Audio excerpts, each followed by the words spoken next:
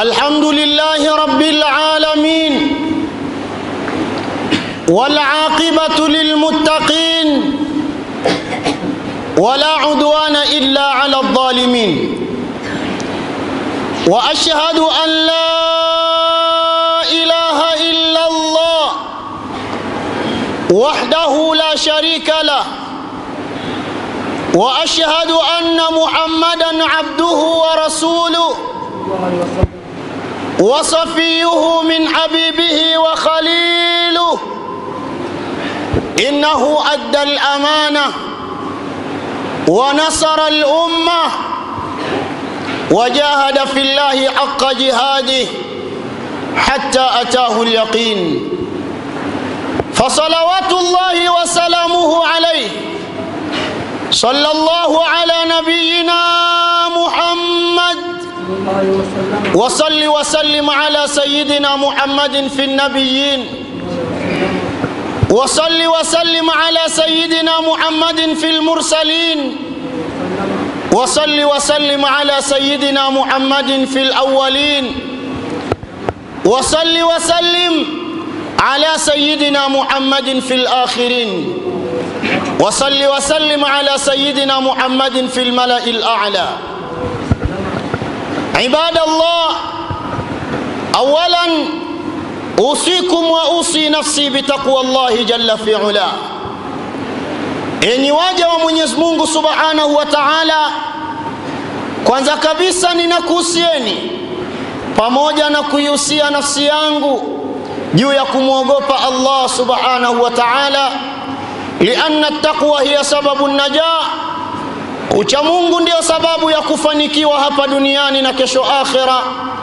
Ima kinyume cha hivyo kumaasi Allah Subhanahu wa Ta'ala ndio sababu ya kupata hasara hapa duniani na kesho akhira. Yaqulu Allah tabaraka wa ta'ala, inna lilmuttaqina mafaza. Allah Subhanahu wa Ta'ala anatunukulia katika Qur'ani tukufu, hakika wacha Mungu ndio wenye kufanikiwa. Bila ya kuwa na ucha Mungu hatuwezi kufanikiwa hapa duniani na kesho akhira. Ndugu zanguni wa Kiislamu, tukiwa katika mwezi wa Dhulqaada, mwezi ambao katika ile miezi mitatu mitukufu, mwezi huu wa Dhulqaada ndio mwezi wa kwanza ambayo Mtume sallallahu alayhi wasallam, mfasirina mkubwa wa Qur'an, baada ya Allah Subhanahu wa Ta'ala aliposema minha arba'atun hurum, katika hiyo miezi 12 kuna miezi minne mitukufu. Mtume akaitafsiri miezi mitukufu minne, thalathun mutawaliyat, mitatu ni yenye kufuatana, akikusudia mwezi huu wa Dhulqaada na mwezi wa Dhulhijja na mwezi wa Muharram. Na mwezi mmoja wenyewe upo katikati ya Shaaban na Jumada Thani, akikusudia mwezi wa Rajab. Miezi hii minne mitukufu Allah Subhanahu wa Ta'ala ametoa agizo katika Qur'an, fala tadlimuhunna anfusakum, msije mkathubutu kuzidhulumu nafsi zenu katika miezi hiyo minne mitukufu. Ni kwa nini Allah ametoa agizo hili na ni kwa sababu gani ametoa agizo hili kwamba msije mkathubutu kuzidhulumu nafsi zenu? Ina maana kutuonyesha miezi mingine mtu anaruhusiwa? La, hapana. Miezi mingine haruhusiwi, bali miezi hii minne mitukufu anatakiwa mtu kujitathmini kwa hali ya juu. Ukitazama mwezi wa Dhulqaada ni mwezi ambao nyuma yake tumetoka katika Shawwal. Kabla ya Shawwal tulikuwa katika mwezi wa Ramadhani. Tuna hakika kabisa somo tulilolipata katika mwezi wa Ramadhani limetupa ucha Mungu wa hali ya juu. Matajiri walikuwa wanyenyekevu, wanawachuoni walitoa ilmu zao, maskini wakajishusha, mayatima wakakumbukwa. Ilipofika Shawwal watu wakaghafilika. Inapoingia Dhulqaada, Allah anatukumbusha fala tadlimuhunna anfusakum, msidhulumu nafsi zenu. Khutba yetu ya leo itazungumzia Uislamu ni mipango. Bila ya kuwa na mipango hatuwezi kwenda mbele. Na ndiyo maisha aliyoishi bwana Mtume Muhammad sallallahu alayhi wasallam, na ndiyo utaratibu aliyokuwa nao Allah subhanahu wa ta'ala katika Qur'ani tukufu na katika vitabu vyake vinne, Taurat, Injil, Zabur pamoja na Furqan. Ukitazama vitabu hivi vyote utaviona vimeletwa kimipango. Tokea dunia aweze kuiumba Allah subhanahu wa ta'ala, akawaumba viumbe wote. Ilipofika siku ya Ijumaa, fihi khuliqa Adam, aliumbwa Adam. Utaweza kuelewa hata uumbaji wake Allah subhanahu wa ta'ala aliumba kimipango. Na ukitaka kujua Allah alienda kimpango maalum, aliwatanguliza wanyama, walitangulia wadudu, miti ikatangulia, malaika na majini wakatangulia, ili Allah athibitishe mpango wake unakwenda vipi. Akamuumba Adam. Alipomuumba Adam alayhi salatu wassalam, akawaambia malaika, mimi nimeumba hiki kiumbe ambacho naamini nyinyi mtastaajabu kwa kiumbe hiki, lakini nataka nikuhakikishieni nimeumba kiumbe kilichokuwa bora. Malaika kwa muona wao walibisha mpango huo wa Allah subhanahu wa ta'ala, wakamwambia, ya Rabbi, ataj'alu man yufsidu fiha wa yasfiku ad-dimaa wa nahnu nusabbihu bihamdika wa nuqaddisu lak. Unataka kuleta kiumbe ambacho kinafanya ufisadi katika ardhi, kitafanya uharibifu katika ardhi, kitakuwa si wewe ya Rabbi. Wa nahnu nusabbihu bihamdika wa nuqaddisu laka, sisi malaika wako tunakutakasa, tunakutukuza, tunakutaja. La ya'asuna Allah ma amarahum wa yaf'aluna ma yu'marun. Hawana sifa ya kukataa amri ya Mungu, hawana sifa ya kukaidi agizo la Mungu, na wanafanya lile ambalo Mungu amewaamrisha. Allah akawaambia, inni a'lamu ma la ta'lamun, mimi ninajua yale ambayo hamuyajui. Mkitaka muone kwamba mpango wangu ni mzuri, Allah akawaonyesha tu kwamba nina utaratibu ambao kila mwanadamu akiishi duniani kwa mpango huo, hakuna jambo lake litakalofeli. Wa'allama Adama al-asma'a kullaha thumma aradahum 'ala al-malaika thumma qala anbi'uni bi asma'i ha'ula'i in kuntum sadiqin. Angalia mpango wa Allah. Allah alimfundisha Adam, allama Adama al-asma'a kullaha. Adam alifundishwa majina ya vitu vyote, thumma aradahum 'ala al-malaika, kisha akapuuza kwa malaika.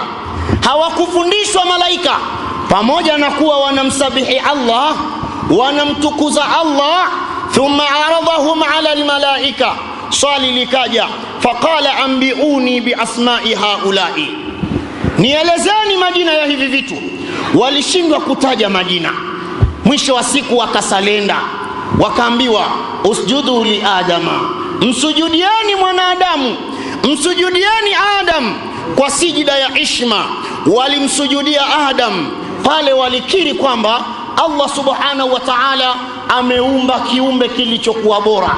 Walaqad karramna bani Adama, ama kwa hakika tumemtukuza mwanadamu. Yeye ndo akawa mfalme katika hii dunia, yeye ndo akawa mtawala. Lakini mpango huu aliyoutengeneza Allah subhanahu wa ta'ala, mwanadamu amekuja kuuharibu mwenyewe. Ndugu yangu Muislamu, Uislamu ni mipango. Ikiwa mpango ulikuwa hivi, malaika wenyewe walishindwa kutaja majina, mpango wangu na wakwako ukoje? Turudi katika mpango wa bwana Mtume Muhammad sallallahu alayhi wasallam. Mpango wa mtume ulikuwaje? Mtume alikuwa na mpango Kwanza mpango ulianza kwa Allah. Taurati ilianza kumueleza mtume, hata mtume bado hajaja. Mayahudi wenyewe wao ndo walikuwa wakimtaja Muhammad, hata Muhammad wenyewe hajaja. Watu walianza kusikia sifa za mtume Muhammad, hata Muhammad mwenyewe hajaja. Mayahudi hawamjui Muhammad, hawajamuona Muhammad, lakini wanaeleza habari za bwana mtume Muhammad sallallahu alaihi wasallam. Huu ni mpango aliyoutengeneza Allah subhanahu wa ta'ala, kwamba kuna kiumbe atakuja duniani atakayeitwa Muhammadun sallallahu alaihi wasallam. Lakini Mayahudi wakaja kukanusha mpango aliyoupanga Allah alipokuja Muhammad, sababu katoka katika kabila la Quraysh, ni Muarabu. Mayahudi walitaka wamzae wao Muhammad. Hapa sasa ikawa husda, wakakubali kukanusha mpaka maelezo walioyatoa mwanzoni. Na ndio katika suratul Bayyina Allah anatuambia katika Qur'an, lam yakunil ladhina kafaru min ahli alkitabi wal mushrikina munfakina hatta ta'tiyahumul bayyina. Hawakuwa, lam yakunil ladhina kafaru min ahli alkitab, hawa ahlul kitab Mayahudi na Manasara hawakuwa ni wenye kumkufuru Allah, walisema maneno mazuri hawa. Wal mushrikina kadhalika, na washirikina walikiri kwamba atakuja Muhammad, hatta ta'tiyahumul bayyina, mpaka alipowajia wao kiwazi. Nani huyo? Rasulun min Allah yatlu suhufan mutahhara, mtume kutoka kwa Mungu aliyewasomea wao maneno yaliyotakasika. Hapo sasa ndio wakakufuru, wakapinga ule mpango wa Allah. Lakini Muhammad ameshakuja, wakampiga vita bwana mtume Muhammad sallallahu alaihi wasallam, wakamfanyia vihoja hao washirikina ninaokuambia, akiwemo Abu Lahabi. Siku aliyozaliwa bwana mtume Muhammad sallallahu alaihi wasallam, Abu Lahabi alimtoa mtumwa wake huru kwa sababu ya kuzaliwa bwana mtume Muhammad sallallahu alaihi wasallam. Lakini nataka nikwambie, alikuwa hajui kwamba huyu ndiye atakayekuwa mtume. Alikuwa anajua ni mtoto tu wa ndugu yangu. Alipokuja kujua kwamba huyu sasa ndiye mtume, anatangaza Mungu mmoja, Abu Lahabi ndo akawa mpinzani wake mkubwa bwana mtume Muhammad sallallahu alaihi wasallam. Lakini Allah amepanga mpango wake utakuwa hauwi. Maka wakatengeneza utaratibu wenye kuvuruga mpango, lakini Allah mpango wake anahakikisha mtake msitake utakuwa. Lakini yote kutupa somo Waislamu, mkiwa na Uislamu wa mipango, hata watu wengine wasimame vipi pembeni, hawawezi kuharibu mipango yenu. Lazima Uislamu utaimarika. Lakini ikiwa mnalala, hamuna mipango, hamna ndoto za aina yoyote, Uislamu wenu hauwezi kufika kokote. Badali yake Uislamu utabaki kuwa dini ya Mungu, bali nyinyi maisha yenu yataharibika. Hili ndio somo analotupa Allah subhanahu wa ta'ala. Mtume walimpinga, walisimama watu barabarani, wakiwemo kina Abu Jahal, kina Umayya ibn Khalaf, kina Walid ibn al-Mughira. Hawa mabwana walisimama barabarani kuwazuia watu kwamba kuna mtu anaitwa Muhammad, msimsikilize neno lake lolote lile. Lakini ajabu ya Rahmani, Mungu ameshaweka mpango wake. Wakisema msimsikilize lolote, watu wanajiuliza, hivi huyu Muhammad si tunaambiwa ni yatima, mbona ni kijana mdogo tu? Alafu hawa mabwana wakubwa wenye mali, hawa ndio watukufu hapa Maka, wanaacha kufanya kazi zao, wanatuzuia sisi tutusende kwa Muhammad. Bila shaka huyu Muhammad ana jambo. Wao walifikiri wanawazuia watu, kumbe ndo wanawaelekeza watu kwenda kwa bwana mtume Muhammad. Ndio kama leo dunia nzima ikisema iwe tayari kuzuia duniani adhana zisisikike, ndio kwanza watawaita watu waje wajiulize, kwa nini wazuie adhana zisisikike? Yani jambo lolote la Uislamu, mtu yoyote akisimama kulipinga, halipingi mtu huyo, ndio kwanza anawaita watu. Hata wewe ukiwa katika dini ya Uislamu, ukiamini labda kuna vikwazo unavipata, hivyo si vikwazo bali ni kheri kwako. Haya ndio maagizo ya Allah subhanahu wa ta'ala. bali sisi Waislamu tunatakiwa tuwe na mpango. Pamoja na shida zote alizozipata bwana mtume Muhammad sallallahu alayhi wasallam, lakini mtume alikuwa na mipango. Aliwakimbia Maka kwa kujificha. Alitoka Maka taratibu, alitoka Maka tena usiku, anajificha mtume wa Mungu. Aliwaacha Maka, lakini alitengeneza mpango. Hapa ndio tuwe makini. Kabla mtume yuko Maka, ameshapewa utume. Ulikuja ugeni kwanza wa watu 6 kutoka Madina. Mtume akaambiwa kuna watu wametoka Madina wamekuja hapa. Kipindi hiko Madina inaitwa Yathriba. Mtume sallallahu alaihi wasallam aliwatafuta wale vijana 6, akawabembeleza, bwana kuna hili nimekuja nalo la Uislamu. Sera zake ni 1 2 3. Wale mabwana hawakuja kwa ajili ya mtume. Tazama mipango ya mtume hii. Waliponasa kwa maneno ya mtume, sema sisi tumekubali, maneno yako yametuvuta, tunaingia katika Uislamu. Mtume akawaomba, na kuombeni, mimi siwezi kufika huko, ila na kuombeni fikisheni basi huu ujumbe. Wale mabwana walipofika katika mji wa Madina, wakaanza kusambaza sera za bwana mtume Muhammad sallallahu alaihi wasallam. Muhammad anatajwa Madina hata kufika hajafika. Huu ni mpango wa bwana mtume Muhammad. Wewe leo unawezekana ukawa hai, upo, hakuna anayekutajia dini yako kwa sababu umekaa kimya, huna mpango. Hii ndio siri tuliyokuwa nayo, na ndio udhaifu tuliokuwa nao Waislamu wengi ndani ya maisha yetu. Anaweza akatajwa mchezaji wa mpira ndani ya nyumba yako, na mtoto akasisimka ametajwa mchezaji wa mpira. Zinaweza zikapigwa nyimbo za bongo flavor, mtoto akajua kuitikia nyimbo za bongo flavor. Ni mpango umeuandaa mzazi. Lakini linaweza likataja jina la mtume Muhammad, mzazi na mtoto hawawezi kusema sallallahu alayhi wasallam. Na bahati mbaya, kuna uwezekano mzazi mwenyewe, kwa sababu hakuna mpango kwenye hiyo nyumba, mzazi mwenyewe hajui mtume Muhammad kazaliwa lini, hajui Muhammad amekaa Maka miaka mingapi, hajui Madina amekaa miaka mingapi. Lakini Allah alikuwa na mpango. Na ndio maana ukiangalia Maka, mtume amekaa miaka 13, zimeteremka sura za Maka 86. Mtume yuko pale Maka. Alipofika Madina, sura zile 86 zote zilikuwa zinazungumzia imani, kuwajaza watu imani. Ni mpango. Alipofika Madina, Allah subhanahu wa ta'ala akasema zilizobaki sasa hizi 28 ni sheria tu ndio zinateremka Madina. Washashiba imani. Unafikiri kama Allah asingelikuwa na mpango, Qur'ani ni ya kwake, viumbe ni wa kwake, kwa nini asingeteremsha zile za Madina ziteremke Maka? Si mahala pake, lakini alikuwa na mpango. Tunawezekana tunajua, lakini mipango yetu ni ipi ili tufanikiwe, ili Uislamu wetu upate nuru katika taifa? Mipango yetu ni ipi? Na mipango inaanzia katika nyumba. Mtume Muhammad sallallahu alaihi wasallam akatengeneza mpango kazi. Watu 6 wakaenda. Walipoenda watu 6, walirudi watu karibia 72. Hawa sasa walikuja maalum kuja kumuona bwana mtume Muhammad. Sikwambii labda ilipita miaka kadhaa, ni mwaka na mwaka tu. Wamekuja 76, 72.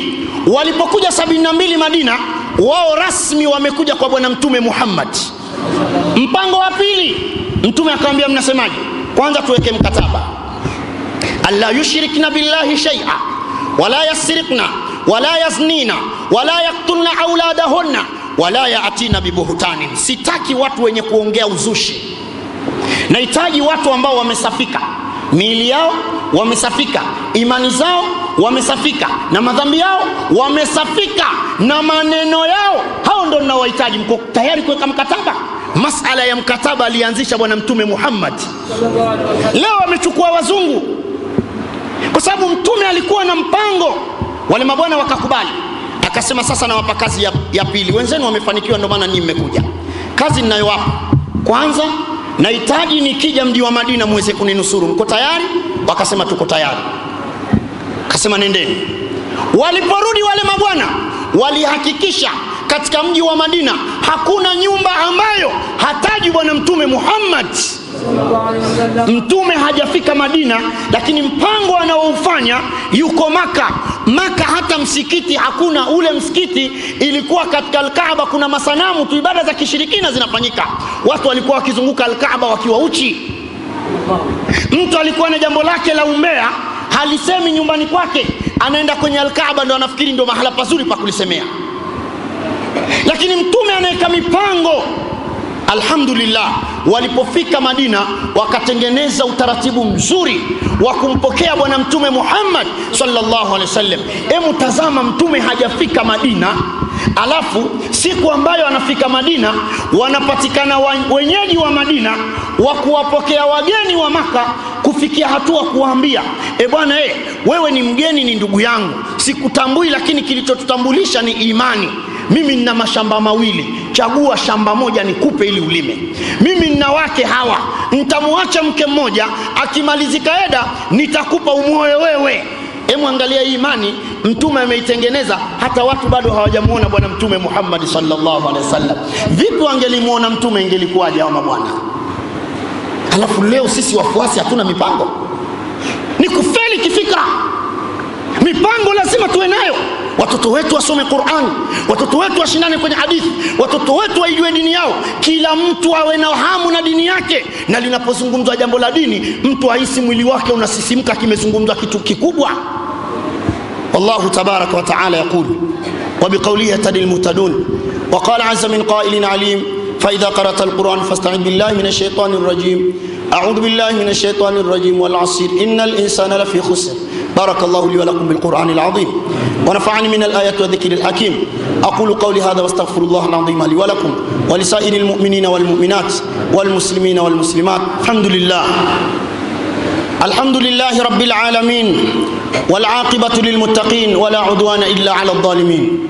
وأشهد أن لا إله إلا الله وحده لا شريك له وأشهد أن محمدا عبده ورسوله إمام الأنبياء والمرسلين. أما بعد.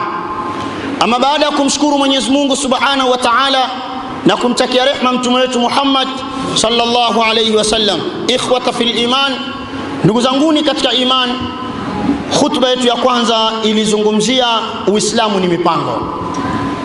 Ndugu yangu Muislamu, tukirudi katika mipango yetu, tatakiwa tuwe na mipango ya aina gani?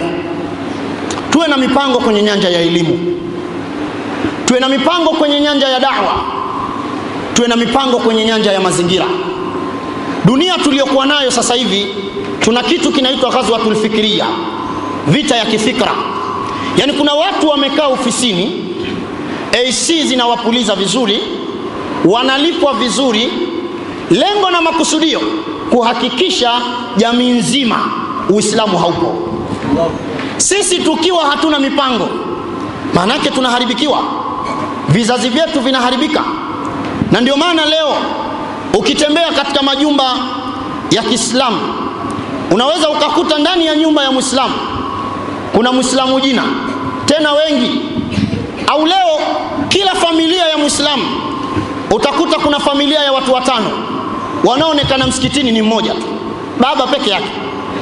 Na ukitembea katika nyumba tano, nyumba mbili ndizo zinazoonekana msikitini, tena ni baba, ila nyumba tatu zilizobaki wote hawaonekani msikitini, hawaswali. Na usiposwali kheri hakuna. Maana ya kuwekwa msikiti ni kuitangazia jamii kwamba hapa tulipo tuna Uislamu. Maana ya kuwekwa msikiti ni kukumbushana watu tuelefu moja, tujue kilichotuleta duniani, lakini pia tufahamu ya kwamba hakuna alienda na mwenzie. Allah subhanahu wa ta'ala anasema katika Qur'an, dharni wa man khalaqtu wahida, niacheni mimi na yule niliyemuumba peke yangu. Akijifanya mtu jeuri, akadharau, akajiona kwamba nimefika duniani, mimi niko bize na mali yangu, sina habari na kumwabudu Mola wangu, Allah ameshatupa agizo, dharni wa man khalaqtu wahida, niacheni na yule niliyemuumba peke yangu, huyo nitadili naye. Waweza vipi wewe kudili na Allah subhanahu wa ta'ala? Bila shaka huwezi. Kikubwa kinachotakiwa tuwe na mipango, tusifeli katika nyanja zote, elimu zote Waislamu tuhakikishe tunachukua. alhamdulillah, hakuna mtoto duniani mwenye akili kama mtoto aliyezaliwa alafu maneno ya kwanza kuyasikia ni kalimatu tauhid, la ilaha illa Allah Muhammadur Rasulullah. Duniani hakuna kiumbe mwenye akili kulikoni huyu aliyezaliwa akaadhiniwa kwanza. Sisi tunaadhiniwa, sisi Waislamu tunaadhiniwa. Lakini pamoja na kuadhiniwa, Waislamu tumewekewa utaratibu maalum wa kuhakikisha mtoto wako anakuwa katika malezi ya Uislamu. Allah toka tumboni anasema kullu mauludun, kila kinachozaliwa yuladu ala alfitra, kinazaliwa katika maumbile ya Kiislamu. Illa walidayhi, isipokuwa wazazi wake wawili, yuhawidanihi au yunassiranihi au yumajjisanihi. Mzazi baba na mama ndo atamfanya yule mtoto kuwa ni Myahudi au kuwa ni Mnasara au kuwa ni Majusi. Lakini Mwenyezi Mungu akileta kiumbe duniani anajua hiki amekiumba katika fitra ya Kiislamu. Ikiwa hali iko hivyo na sisi hatuna mipango, bila shaka kaburini tutaulizwa kunako watoto wetu. Watoto wetu leo tumewaachaniza, hatuna habari nao. Turudi katika mipango aliyotufundisha Bwana Mtume Muhammad sallallahu alaihi wasallam ili tupate salama hapa duniani. Tukirudi katika mipango ya mazingira, tuhakikishe Uislamu wetu unaleta athari kwenye jamii. Tujue kuishi na watu, tujue kusamehe watu, tujue kuwavumilia watu, tujue kuwasaidia watu. Ndio akhlaki alizotufundisha Bwana Mtume Muhammad. Watu walitoka kwenye miji yao na wanajeshi wao walikuja kumsoma Mtume, na wakirudi wanafanikiwa, wanaingia kwenye Uislamu kwa tabia alizokuwa nazo Mtume. Sisi tunawafundisha watu vipi? Leo Waislamu mpaka kuishi na wageni hatujui. Yani Waislamu wataficha tabia zao, akija mgeni ndo anaonesha tabia zao mbaya. Leo Waislamu hatujui mpaka kudili na sekta za elimu, hatujui. Mtume Muhammad sallallahu alaihi wasallam alipowakamata mateka wa vita ya Badri, anamuuliza Saidina Umar, tunawafanya nini hawa? Umar akasema kila mtu mpe wa kwake, tuwakate vichwa. Abu Bakar akasema hapana, tuchukue fidia tu. Mtume sallallahu alaihi wasallam akasema bora tuchukue fidia. Fidia yenyewe ni ipi? Mwenye fedha alikuwa anatoa fedha, ambaye hana fedha, angalia mpango wa Mtume, hamwachi bure. Anaambia wewe huna fedha, lakini wewe unajua kusoma na kuandika. Mimi na watoto wangu hawajui kusoma na kuandika, wafundishe watoto wangu hawa wajue kusoma na kuandika, alafu ndio fidia yako. Wakijua kusoma na kuandika, rudi nyumbani kwako, tumekusamehe. Huu ni mpango ukapelekea Mtume Muhammad sallallahu alaihi wasallam kuwa na wahandishi. Kama Mtume asingelikuwa na mpango, kama Mtume asingelikuwa na mpango, mpaka leo Qur'ani ingekuwa inateremka, mimi imamu nikisoma, wewe unatakiwa uhifadhi kichwani. Na ipo nchi watu walihakikisha Qur'ani haionekani, msaafu hauonekani, watu ikawa na hifadhi Qur'ani kifuani.